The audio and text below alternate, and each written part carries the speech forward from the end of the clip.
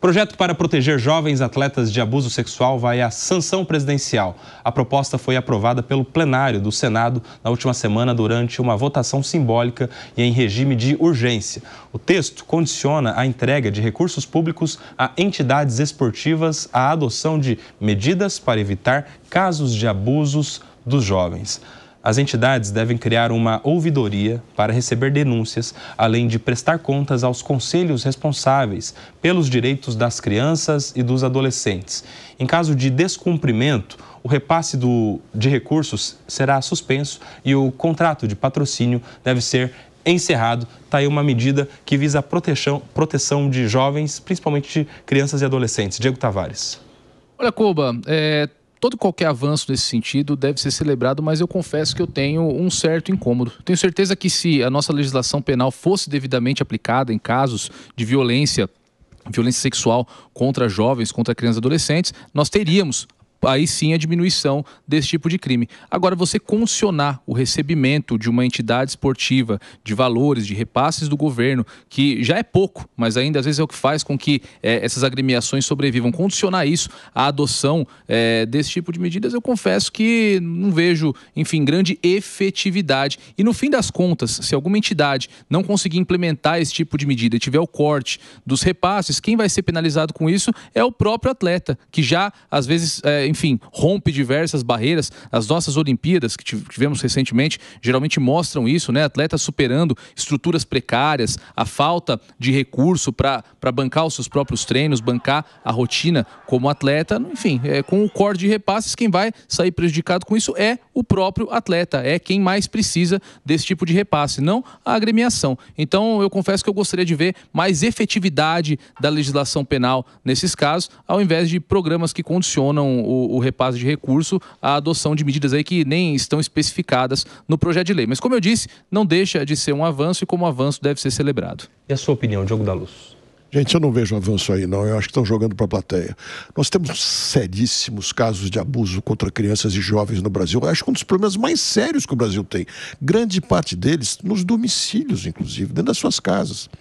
Claro que tem sempre que ser combatido com muito rigor esse tipo de coisa, mas esse tipo de medida administrativa só vai aumentar a burocracia e não é isso que vai fazer uma pessoa muito do mal eventualmente agir. Eventualmente não, porque não é tão eventual assim, agir de uma maneira extremamente errada. Não é isso que vai resolver.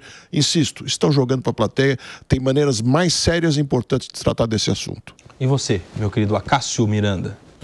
A comunidade defensora dos direitos da criança e do adolescente celebrou. Sim. Não são poucos os casos com os quais nós nos deparamos nesse sentido. Primeiro porque o esporte de alto rendimento, ele já seleciona os principais talentos muito cedo. Basta nós olharmos para as Olimpíadas, e saiu esse dado agora nas Olimpíadas de 2024, há cada vez mais a diminuição da idade média dos atletas que ganham medalhas olímpicas. Isso mostra que cada vez mais as crianças, numa idade bem baixa, estão sendo inseridas no esporte de alto rendimento. E o esporte de alto rendimento, ele envolve muita renúncia.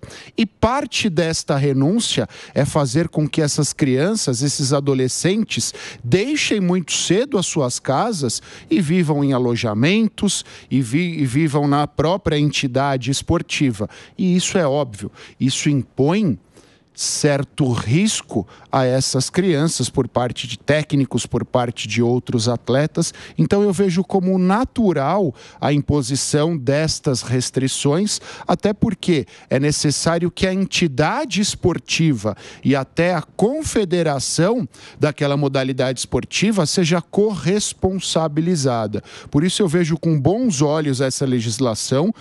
Acho que há uma certa dificuldade, haverá uma dificuldade para que ela seja aplicada em termos práticos, mas há necessidade de nós criarmos uma medida boa ou ruim.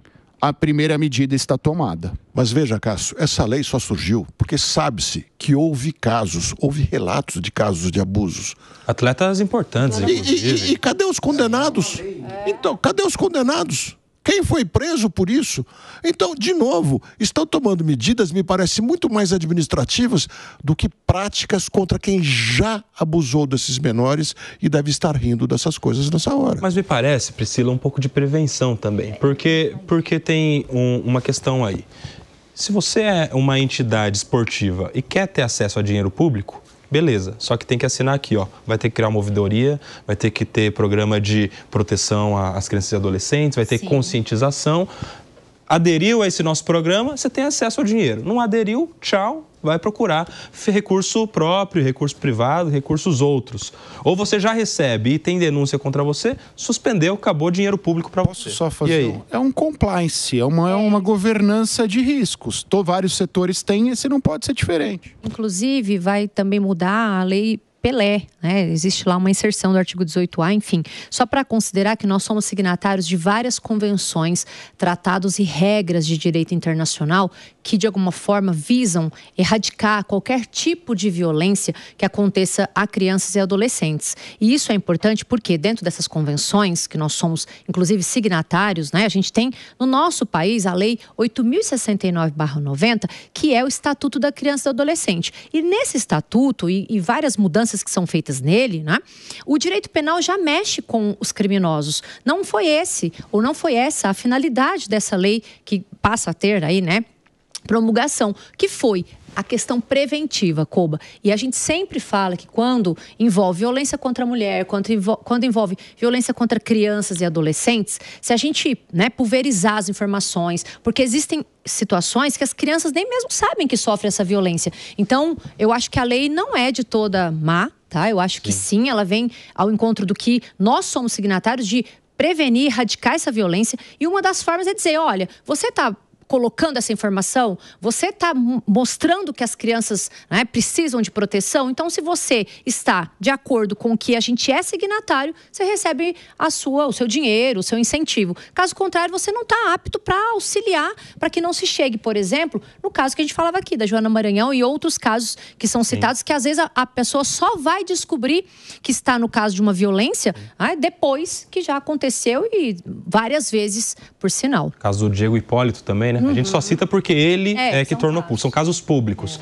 E mais muitos outros que não são públicos e que a gente não tem e nem deverá ter acesso porque é algo corriqueiro que mexe com a intimidade, com a vida de muitas crianças, né? E é algo que acontece. Acontece, está aí acontecendo todo dia com crianças e principalmente, ou inclusive com crianças atletas também. Então o jeito que tem é aprimorar o sistema, criar protocolos, criar um mecanismo de prevenção e, se acontecendo, de repressão a esses casos de violência contra crianças, principalmente violência sexual, abuso contra crianças, porque lá atrás já acontecia e a gente não tinha protocolos adequados. Eu estava ontem acompanhando o caso da escola base, que não teve nenhum tipo de comprovação de nenhum tipo de violência, mas na ocasião o jeito que tomaram foram ir para a imprensa, prisão, delegado dando entrevista e virou um dos casos mais simbólicos, se não o caso mais simbólico, em que todo aluno que passa por uma faculdade de jornalismo ou de direito vai conhecer o caso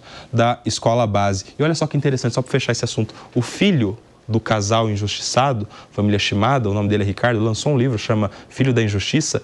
Hoje, ele tem uma escola em Atibaia de jiu-jitsu, artes marciais, e a escola dele, a academia dele, chama Escola Base de Jiu-Jitsu, e ele ensina artes marciais para crianças, principalmente para crianças. Ele se especializou nisso como um símbolo também de luta contra a injustiça. É claro que há um caso em que houve uma injustiça, há outros casos em que a injustiça é a não punição, por isso é que a gente tem esse protocolo aí acontecendo. Vamos seguir?